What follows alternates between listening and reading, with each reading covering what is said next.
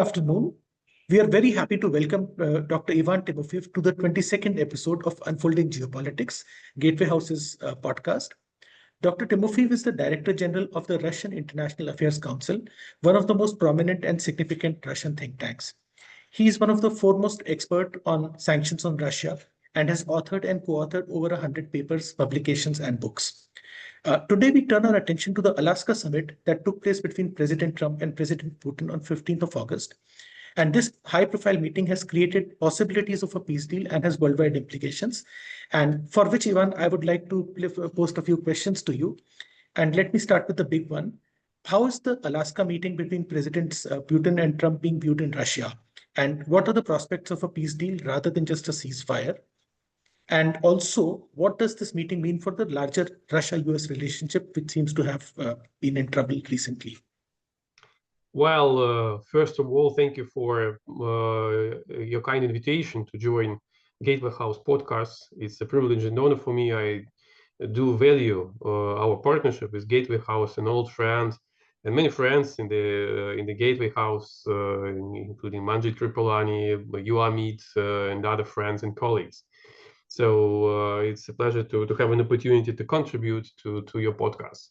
Well, indeed, Alaska Summit made a hit in the agenda of international affairs, both in Russia and I assume globally.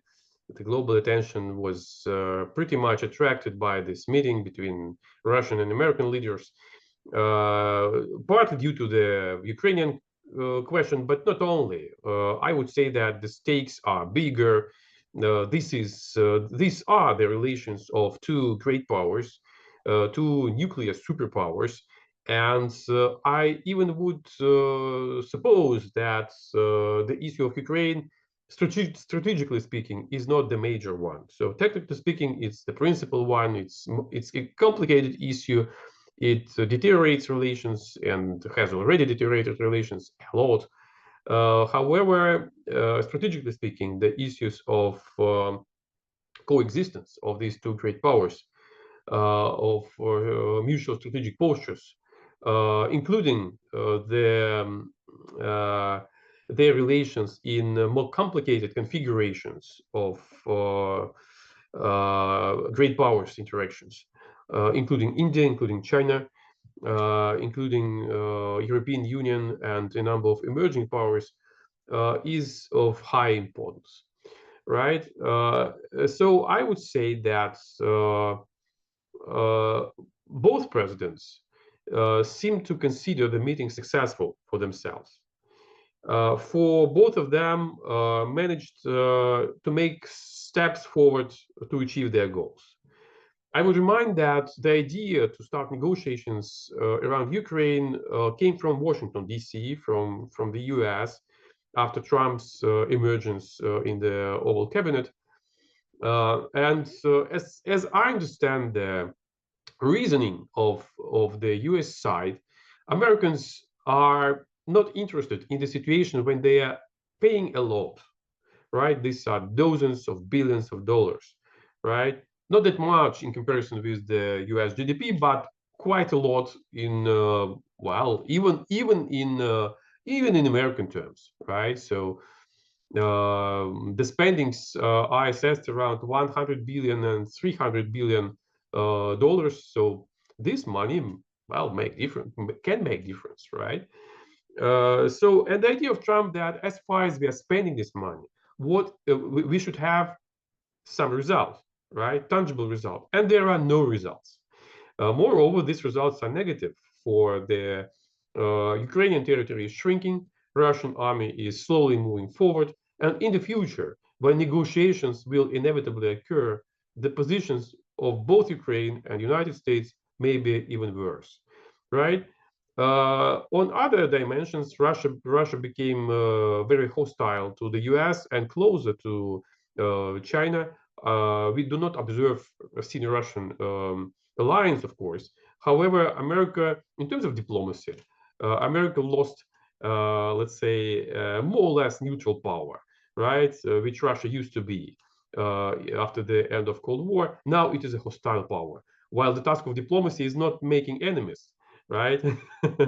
Is to avoid the creation of new enemies and hostile states, right?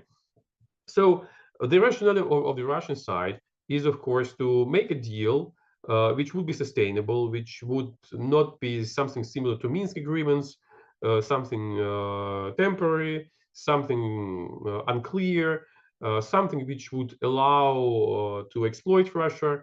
And we remember that the leaders of Great Britain, Germany, and France openly had said that they had used Minsk agreements to exploit Russia, just to give Ukraine time to prepare for a militarized dispute, right? And these lessons are learned by Russia in a very diligent way, I would say.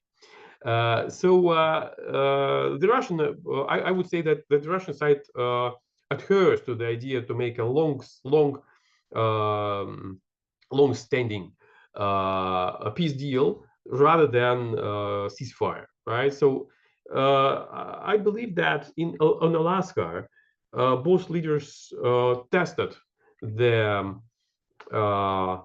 uh, the resolveness or the mutual resolveness to pursue their goals and the way these goals coincide with each other. And I assume that the result is rather positive than negative. At least consequent negotiations between Mr. Trump and Mr. Zelensky is an indicator. The Russian intention to increase the level of negotiations with Ukraine. So I would rather say that we see some progress despite the complexity of the issue in Ukraine-Russia conflict and beyond. Yeah, that's actually very helpful. And since you mentioned the European powers, this was going to be my follow-up question. That shortly after the Alaska summit, President Trump met with the Ukrainian president and also his European partners. So, one, how is this follow-up meeting being seen in Russia? The second part, of course, is that are there any prospects of a meeting, a possible meeting between President Putin and Zelensky in the next 2 weeks? And if such a meeting were to take place, what are the key things that Russia would need? What are the key asks for Russia? And in your view, what would be the key asks for Ukraine for such an agreement to take place? This is, I think, I'm sorry, these are lots of questions into one. So, yeah, Well, it works well. I mean, it works well because all of these questions are interconnected. So you are just making them into depicting them in a greater detail.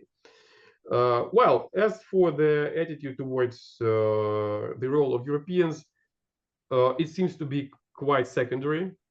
So Brussels and London and other allies are trying to manifest their collective support to Mr. Zelensky and Ukraine. At the same time, they don't want to irritate Trump. So they're trying to make their voice heard. And it is clear that their voice is not decisive, right? Because the biggest leverage is in the hand of the United States. The greater share of military aid, financial aid, intelligence, etc., accounts to the United States, not Europe. And Europe has its stake, has its share, but this share is not critical to bolster the Ukrainian ability to further wage the militarized dispute with Russia, right? So Europeans showed that they are in the recent months that they have been showing that they are more hawkish than Americans, that they are imposing sanctions while Americans are abstaining from them. They are still voicing quite radical political positions, calling for Russian capitulation, etc., etc. And this has smaller and smaller relation to the reality, right? Because this is Russian army which is moving forward, not the Ukrainian one, right? This is Russian economy which is stable, still stable under sanctions, not the Ukrainian one, right? These are the Russian partners on the international arena which say no to American attempts to interfere into their relations with Russia, right? So in this sense, Russian diplomatic position seems to be quite solid. I wouldn't say that it is ideal, but it's quite solid, right?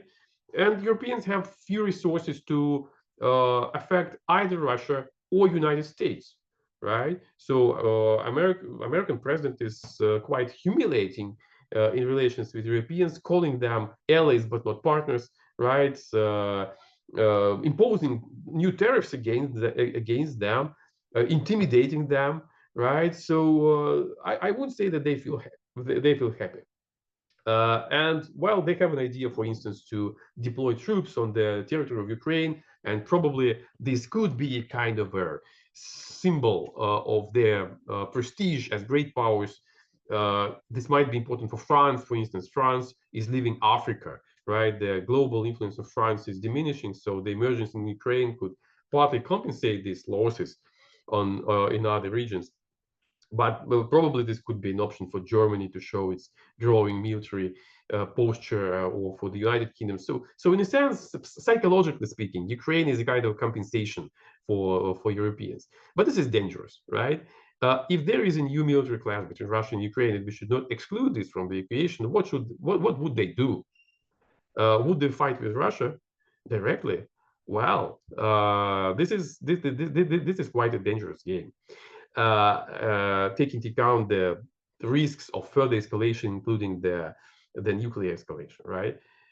As for the role of Ukraine, the open sources indicated that the Ukrainians objected the uh, follow-ups of Mr. Trump, President Trump, after Alaska summit. They don't buy the territorial exchanges, that they demand 100 billion of military aid, that they want this, want that, strive for this and for that. So their demands are wide, their resources are scarce, and they are completely dependent on the US. This dependency is growing up. So in a sense, their voice is loud, their capabilities are decreasing, and they are already quite modest. So, well, they're trying to save face, but at the end, they are not in the best position to promote their demands, and sooner or later they will have to buy what Americans are trying to sell them. That's actually quite comprehensive. And there are two things I would like to pick from your earlier answers. In the first response, you said that the US-Russia summit shows it is relationship between great powers. And you also brought in the point about Russian economy. And I think in the last couple of years, there has been a tendency to downplay Russia's economy. That Russia is, let's say, the Russian economy is smaller than Italy in nominal terms and so on. But I think these comparisons underplay the true size of Russian economy, especially in PPP terms. Could you actually give us a sense of how Russian economy is doing now? Because it has been under sanctions pretty much for a decade now, very severe ones for 3 years. So how is the Russian economy dealing with these sanctions? How is it doing? How are things on the ground? Well, first of all, I would never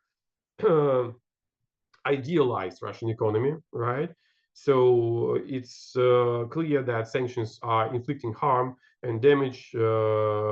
Any sanctions distort normal market relations, and the damage is there.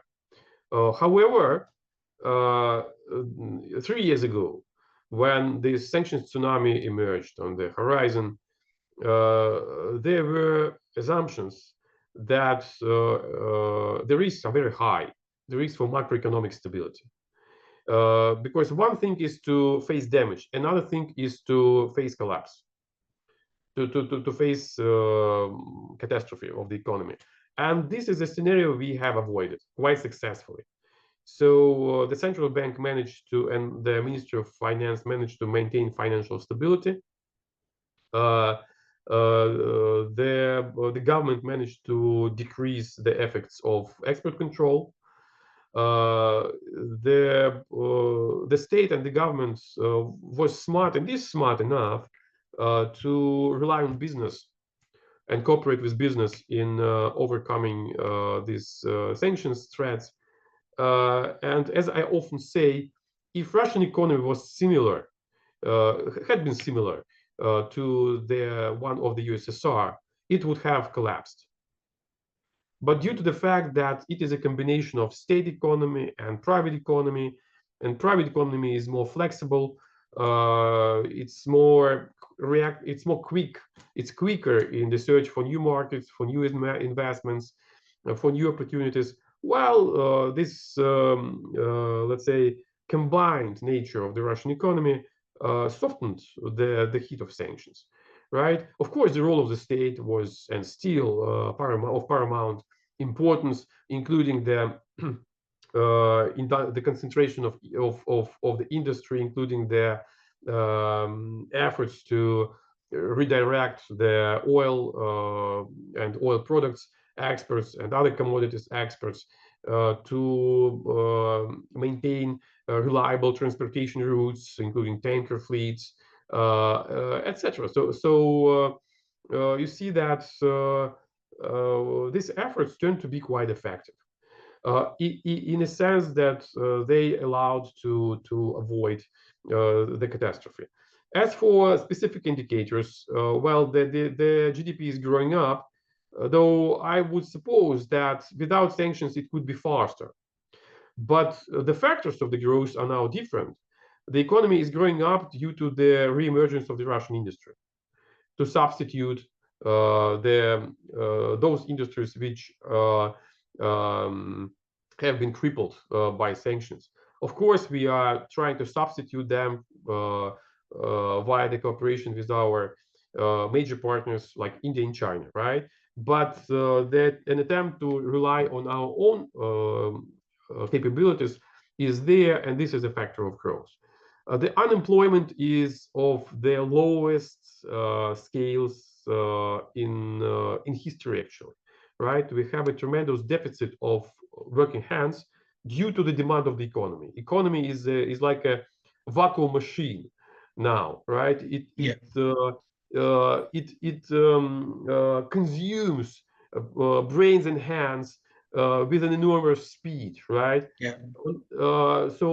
And by the way, this led to a new phenomenon, the emergence of people from India on the market, right? The situation which could be hardly imaginable even 3 years ago, right? So we enjoyed the influx of India's students to medical schools, etc. Now, what I see in the streets, in the shops, in the malls, the people from India who are working, and there are long-term programs to integrate them. So this is not just to use them as a low-scale labor force. No, there are programs to integrate them, to provide them with Russian language skills, to invest into their trainings, etc. So this is just a small detail, but it is telling. The inflation is a problem. Well, I mean, you know well from economic theory that if you have low unemployment rate, then you have high inflation due to the increasing consumption, right? This is our case, and central banks had to be quite, let's say, hostile to control the inflation, the policies. This policy precludes business from new investments. However, they had to do this to control inflation. So all in all, I would say that the situation could be better, right? But it is by now this is under control. And in terms of diplomacy, this is an essential thing. When further sanctions may harm, may inflict even more damage. However, this doesn't change anything in terms of stability, and Russia has the capability to continue the achievement of its foreign policy goals. Yeah. So I think in summary, what we could say is that militarily or economically, Russia doesn't, Russia is not collapsing in a rush. So some other solutions will have to be found by the Western powers for their Ukraine problems. Now, if you're looking on the Ukrainian side, I think the US has spoken about investing in the European defense sector, with Europeans actually paying for that. And what, in your view, could be the US and European economic asks out of Ukraine? Would it be resources? Would it be land? Because we have seen reports that BlackRock and some American investment groups have acquired farmland in Ukraine. So how is this being seen and perceived in Russia? Well, again, it seems that Ukraine, I'm not a deep specialist in Ukrainian economy, right? So I'm rather an amateur. But it's clear that Ukrainian economy is quite vulnerable, as well as Ukraine in general, right? So it suffers due to the outflow of working force. Prior the conflict, they already had quite a severe demographic crisis, even more severe than the one in Russia, right? Due to the refugees outflow, they lost several million of working hands, and the question is if these people will get back for their life in Europe and in the West. It must be more comfortable than in Ukraine. So what's the rationale to get back, facing the risk of new conflicts, etc. So hands and brains is an essential thing, right? Including as a rationale for investors, right? Because they are investing into the growing markets, and Ukrainian market is a shrinking market in terms of consumption, right? So I agree that some Ukrainian assets might be attractive, including the agricultural assets. Agriculture, by the way, before the outbreak of the military conflict in 2022, the agriculture performed quite well. So this was one of the most dynamic sectors of Ukrainian economy. Metal production was in stagnation or even in decline.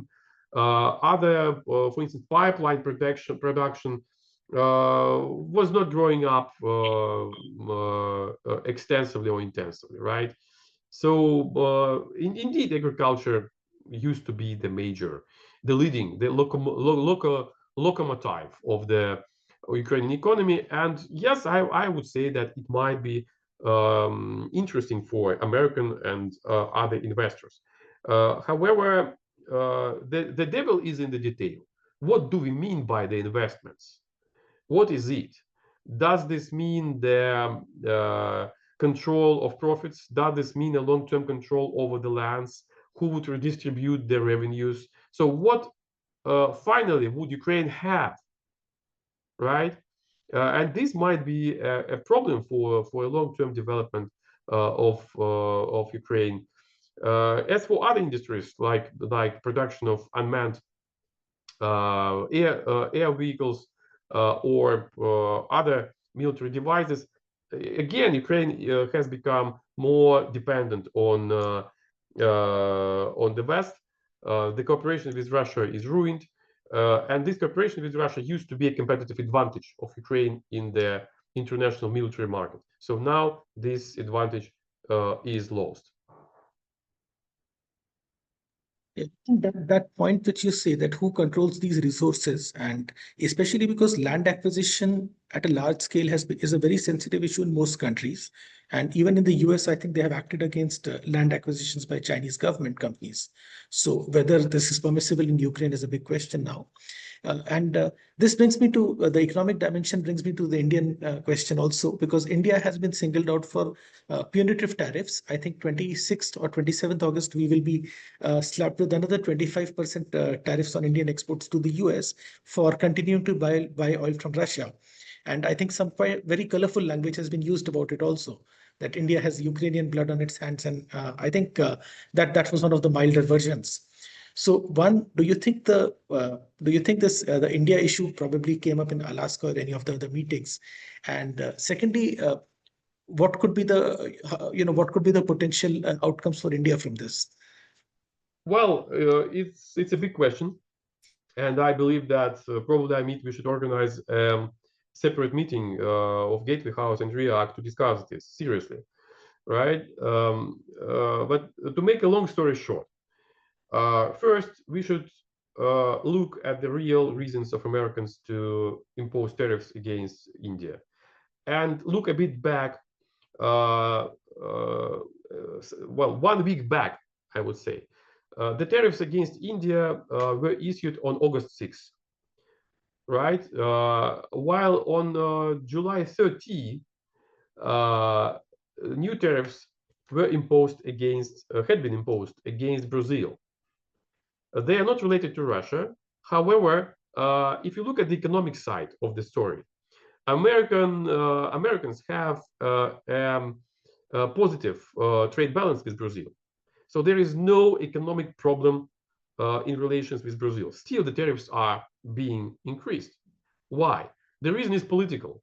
The Bolsonaro issue, the issue of American social networks in Brazil. So the mechanism of trade war are used indeed as political instrument, as sanctions.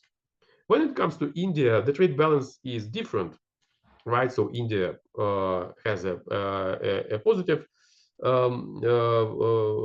let's say, a positive trade balance with the Americans. However, again, what we see is the politicization of these tariffs. And in my view, the position of the government of India is uh, is is legitimate, is consistent, and is very pragmatic and rational. So, as far as I understand it, the government of India rebuffs the point about the blood and oil. For United States itself continues to buy Russian commodities like fertilizers, right? This is number one, despite blood, right? Europeans still buy Russian gas despite blood, right? So the second reason, as I see it from Moscow, the rationale of the friends in India is that why ours? Try to punish China, for instance, right? Why don't you do this? Try, right? And what should they say? And one other thing, which is not voiced by the government of India, but which is obvious here in Moscow, is that if United States will continue this policy of tariffs against India, I'm afraid that they will lose twice.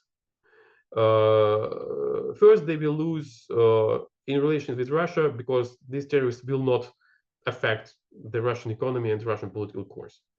So, and the second, they will lose on the India's track because in the rising tensions with China, India is of crucial importance for the United States. And recent visit of